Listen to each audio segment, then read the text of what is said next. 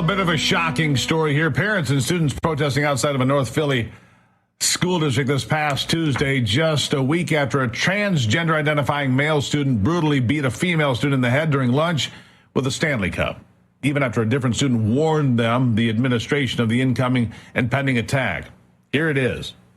And Wednesday, I went with two others, and each of us filled out a whole paper full of what's going to happen and why it's going to happen. And then I went to chorus, and I was told, watch your back. He is going to come for you and this other girl at lunch. And when I was at lunch, I was terrified, and I told Miss Fattori that was happening, and she said, don't worry about it, it's not going to happen. Well, it did happen, despite faculty being warned several times and in writing, and now a young girl had to get staples to seal the wounds in her head after being beaten with one of those big Stanley Cups. Her head bashed into a table as well. Here to discuss this is the host of Church and State, Lucas Miles. Lucas, look, here's what I'm finding and seeing, and other people are seeing this as well. There is this, whether it's the Nashville shooter, which is an extreme example, but relevant, certainly. This transgender movement has become very violent in many ways, unhinged, putting people at risk, beating people senseless in the halls, shooting people in Nashville.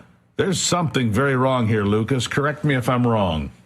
No, I think you're absolutely right. I mean, look, this goes back to really what is causing this. And, if you buy the message of the progressive left, what you hear is that this is just the real nature and identity these people are born with, and they're just expressing this born thing. Well, the stats don't show that, and these behaviors also don't resemble that either. What we're seeing here is we're seeing people that are dealing with issues of mental unhealth. They have emotional issues. They have, various, psychological things that are going on. They might have abuse in their life. They might have some sort of traumatic experience in their life.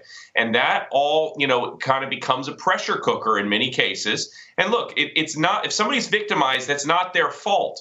But when this continues, when you start seeing the warning signs of somebody who is on a rampage like this, you have students that are warning administrators that, hey, this person is saying violent things. They have a hit list, or they've got a book with, that they're targeting certain people. Like, we have to take that stuff seriously. We live in a world where we've seen too much of this already.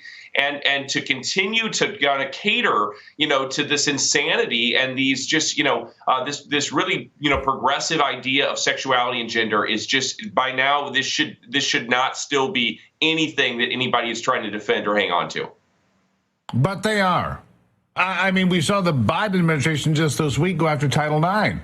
Yeah, I saw, some of the members of the gold medal, not recently, but previous gold medal, women's national soccer team supporting the idea that men should play in women's sports. I'm like, how does that make any sense, Ms. Rapinoe? How does that make any sense at all, right?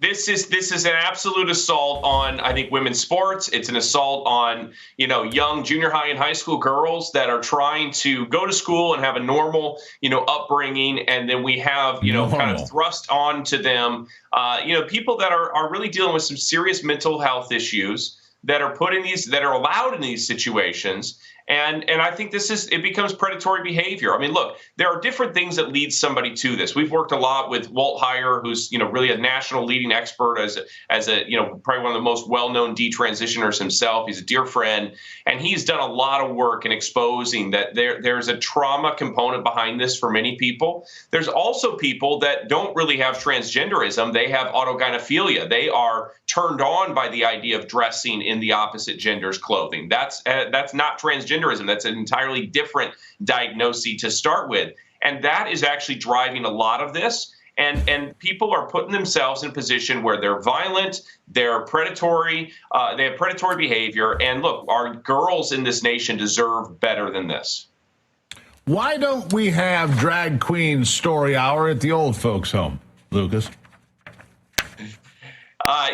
Interesting. I'm just going to leave that right there for you. I'm going to let people say, why is that? Because this is an important point to make.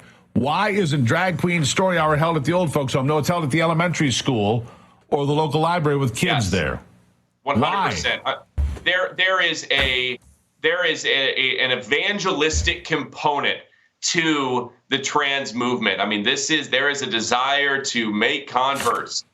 for this, and we are seeing people attempt to really capture a generation with this really just evil and sinister ideology, and it's working. And many of our kids, many of our students, many of our young people are being affected by this, and it's a crisis. I mean, it's really a crisis. Churches, schools, pastors, counselors, like, we have to be ready for this because it's here. And if you're not actively partaking and trying to help pull people out of this, you need to start, because this is the next fight of our lifetime. Yeah. Love the sin or not the sin, right? That's the rule of thumb that we 100%. Try to live by to the best of our ability, right? Love the sin or not the sin. But what do you think, Lucas, when you drive by a church and you see a transgender flag or 2 or 10 flying in front of a church? I mean, you just got to go, seriously? I mean, it's virtue signaling. I mean, go talk with somebody who has had sex change regret. Go see their scars. Go see what they've been through. Look at the suicide rates for those on the other side of transition. Look at the continued, complications with health problems that they have as a result of these botched surgeries. This is a Frankenstein, movement. It's medical malpractice, really, that's happening. We have doctors that have been signing off on this for way too long. And this is, we're seeing, countries in Europe that are banning this. Why? Because they have seen how damaging this is for young people. Right. Why America has not followed suit? Well, there's a couple good reasons for that.